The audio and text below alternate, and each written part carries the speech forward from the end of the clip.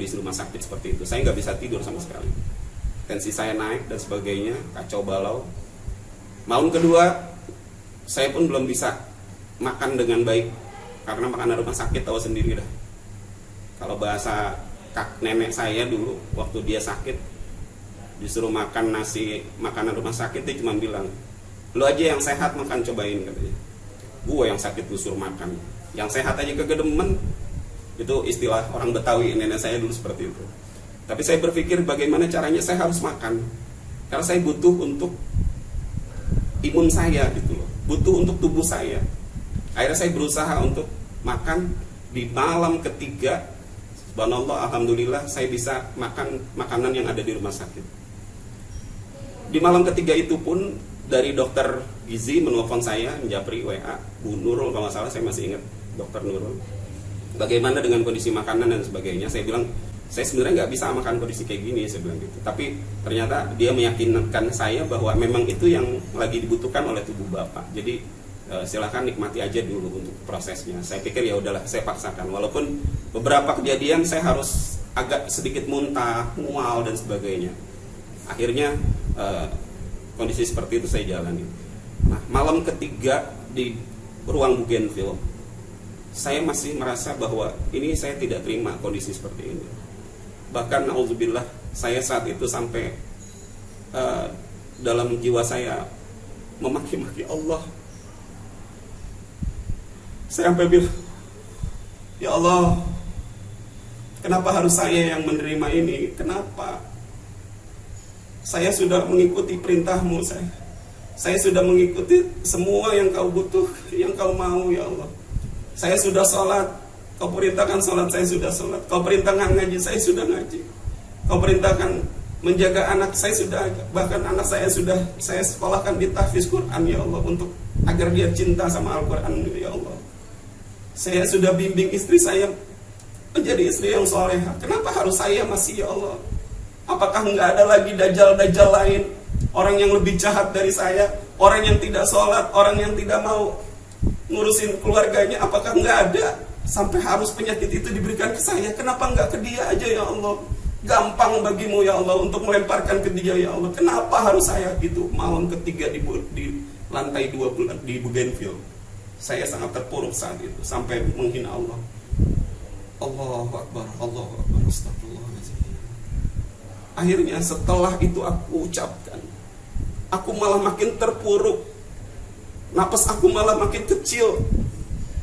Diprediksikan bisa sampai 30%.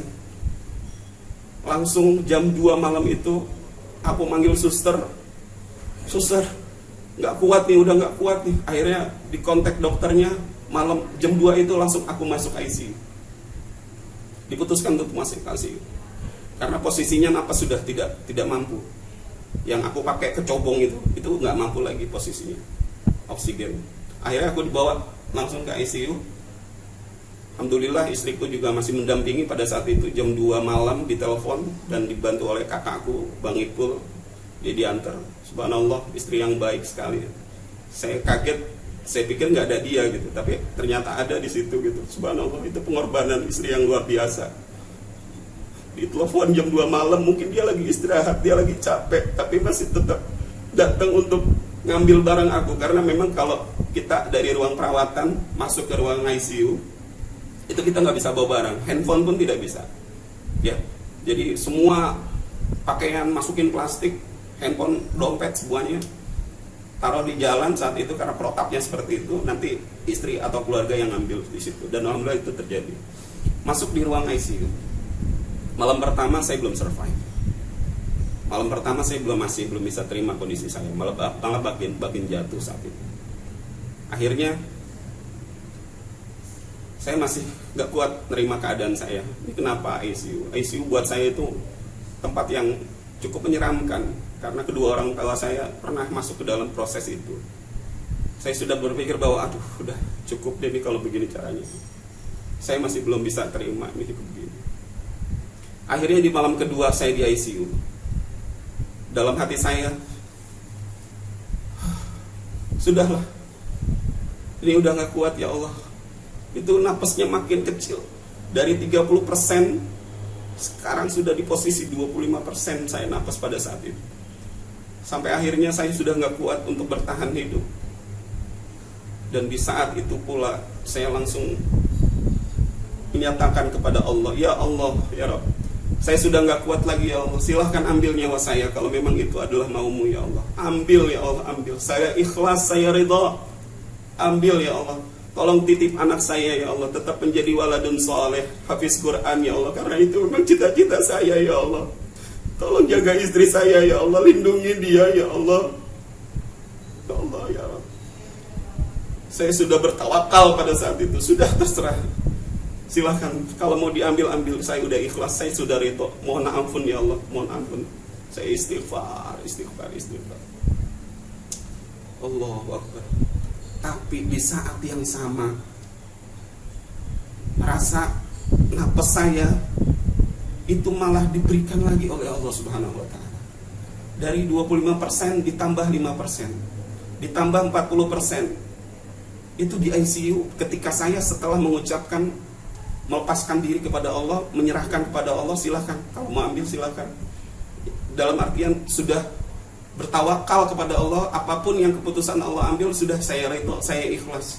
Di saat hati saya sudah seperti itu, malah Allah memberikan kehidupan saya kembali. Saya seperti orang yang baru dihidupkan oleh Allah pada saat itu. Alhamdulillah, saya bisa normal lagi, 40% lagi, kecobong. Dan di sana hari ketiga di ICU, saya berlatih untuk menutup kecobongnya sampai tiga lipetan. Jadi lipetan pertama gimana Pak, udah enak gitu, oke. Nanti giliran itu berapa jam, suster nanya lagi, bisa dilipat lagi, sampai akhirnya di malam ketiga itu saya bisa pakai oksigen yang lewat hidung. Jadi kecobong nggak dipakai lagi pada saat itu. Alhamdulillah setelah itu proses dilihat saya udah bisa pakai oksigen biasa, saya dipindahkan lagi ke perawatan di ruang murai kamar nomor 6. Saya bertemu dengan seseorang di situ, saya udah mulai bisa berpikir, ngobrol dan sebagainya. Itu udah alhamdulillah. Tapi posisi napas itu sudah pakai ini, jadi ibaratnya udah mungkin hampir normal gitu, tapi masih tetap nggak bisa banyak bergerak. Jadi 70% lah posisinya. Jadi dari awal 40, sekarang saya udah di 70. Ketemu seorang bapak-bapak, ini satu kisah yang saya lihat cukup luar biasa sebenarnya. Ada bapak-bapak yang cukup, saya lupa namanya. Dia dalam prosesnya itu merasa ada kekecewaan terhadap keluarganya. Entah kenapa dalam teleponnya, ini saya bukan nguping tapi kedengeran ya, karena kita bersebelahan satu kamar berjalan. Dia marah-marah sama keluarganya, sampai akhirnya dia mengucapkan bahwa kalau memang nggak terima baju saya, nggak terima jaket saya di rumah, bakar aja, bakar. Dia seperti itu. Jadi ada satu keluarga, mungkin keluarga dia yang tidak mau virus yang ada di pakaian bapak ini untuk datang ke sana, seperti itu. Ini saya kaget, ya Allah ya Rabb, ada kejadian seperti ini. Bapak ini kondisinya kesehatannya biasa aja. Bahkan saya tanya, Pak gimana kondisinya? Saya nggak apa-apa sebenarnya ini, kata dia bilang. Tapi saya di tes swab memang positif gitu. Akhirnya dimasukkanlah ke situ. Dan sepanjang saya bersama dia, ya dia nelfon aja, udah biasa aja, nggak ada yang dirasakan, nggak ada yang diberikan saat itu. Kondisinya seperti itu yang saya lihat satu. Sempat saya tanya, yang Bapak rasakan pernah hilang rasa nggak Pak? Maksudnya makan tapi nggak berasa, atau penciuman itu. Itu pernah, katanya dia bilang. Itu pernah. Tapi segitu udah hilang. Nah itu Bapak tua itu seperti itu. Nggak ada gejala, tapi pernah merasakan bahwa penciuman dan indera perasanya hilang. Takdir Allah, aku dipindah lagi ke ruangan sebelah, ke kamar nomor 8. Dari kamar, masih ruang murai, kamar nomor 6 pindah ke kamar nomor 8. Di sana aku bertemu teman satu lagi.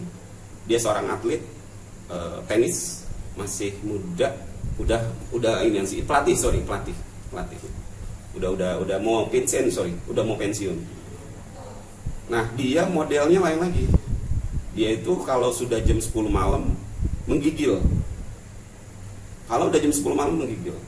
sampai jam 2. Selepas itu udah biasa aja, kayak orang normal. Pagi, siang, apapun kegiatan dia udah biasa semuanya.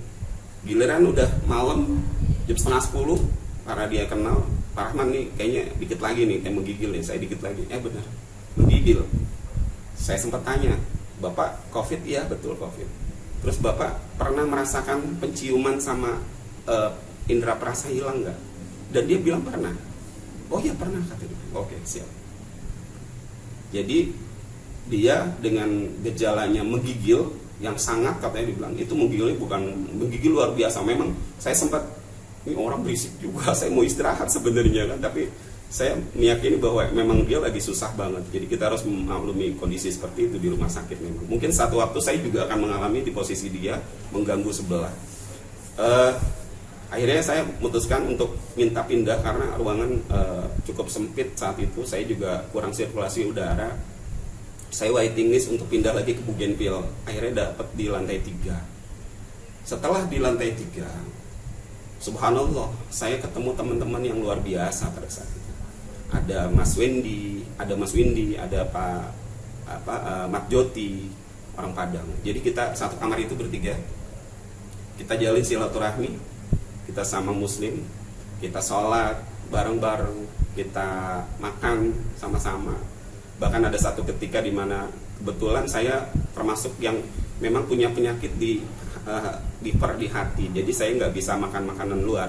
Dokter melarang saya. Jadi istri saya menjadwalkan saya untuk bisa mengirim makanan rumah itu 2 hari sekali. Itu baru dikirim ke sana gitu. Nah kebetulan pada saat itu alhamdulillah kakak ipar saya itu mengirimkan pepes ayam. Memang itu kesukaan saya di rumah untuk. Nah dikirim cuman banyak, dia bukan main, 2 joblok itu. Disangka orang sakit makanya sampai banyak kali.